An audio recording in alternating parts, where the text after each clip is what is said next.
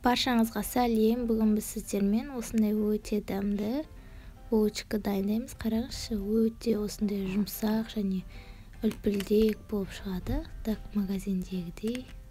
Қараңыз, ішіне начинкасын өзіңіздің қалауыңыз бойынша саласыз. Бізге ең бірінші олсын таза ыдысымызға сүтімізді құйып аламыз. Содан соң жылы суымызды құямыз. Суымыз немесе сүтіміз жылы болуы керек. Содан соң шекерімізді саламыз. Егер булочкаларыңыз тәтті болғанын қаласаңыз, көбірек қосасыз. Мен ортасына начинка салатын болғасын, азырақ қостым. Мінекей, осылай шекерімізді салып, араластырып аламыз.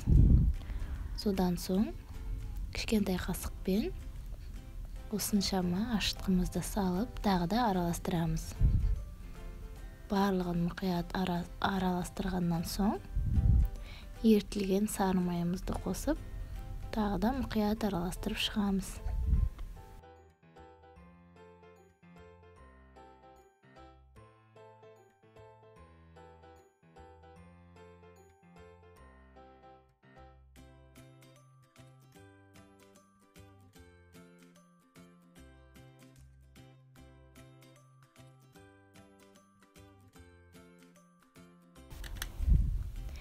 Ең соңында ұнымызды сала отырып, осылай қасықтың көмегімен араластырып отырамыз. Ұныңызды ситадан өткізсеңіз, сіздің тестіңіз үлпілдек болып, күшті болып шығады. Осылайша ұнымыз қоюланған сәтте қолыңыздың көмегімен барлығын араластырамыз. Бізде жұмсақ тесті шығуы керек, қолға жауыспайтын жұмсақ тесті болуы қажет.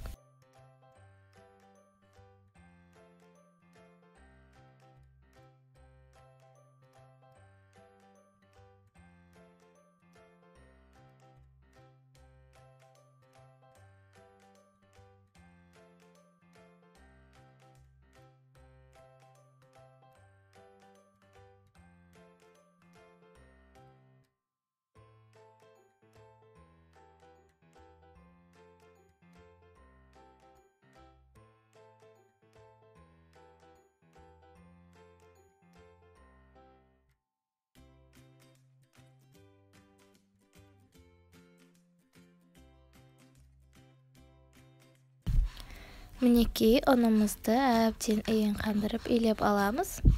Содан соң бетін жауып, салафанмен жауып, жылы жерге көтерілуге қойып қоямыз.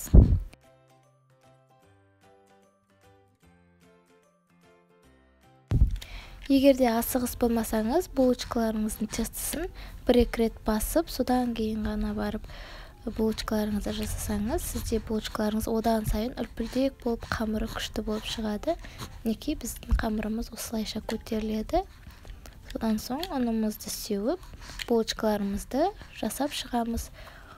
Өзіңіздің қалаған формада жасасаңыз болады. Мен бұнда дөңгелектеп жасадым. Және де өзіңіздің қалаған начинкаңызды салсаңыз болады.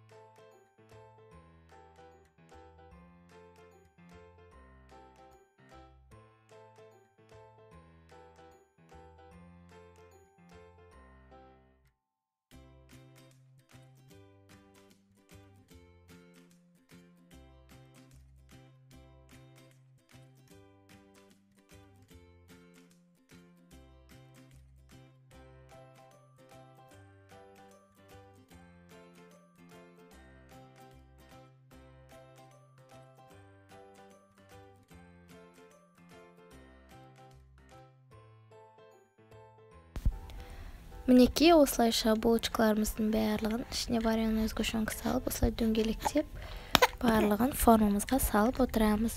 Булочкаларымыздың барлығы дайын болғаннан кейін үстіне орамалымызды жауып, тағы да булочкаларымыз көтерілгенін күтеміз.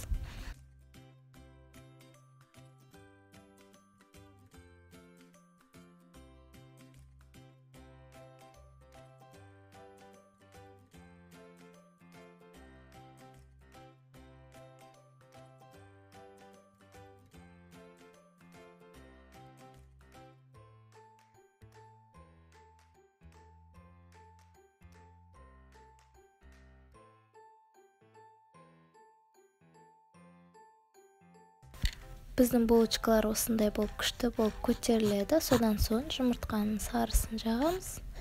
Содан соң үстіне магымызды салып, қызып тұрған пеште 15-20 минуттай пісіріп аламыз. Өте тез піседі және жұмсақ болып, үлпілдек болып және дәмді болып шығады. Міндетті түрде жасап көріңіз.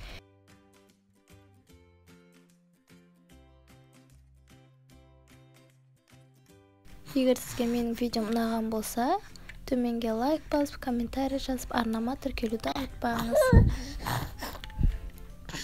Рахмет көп-көп.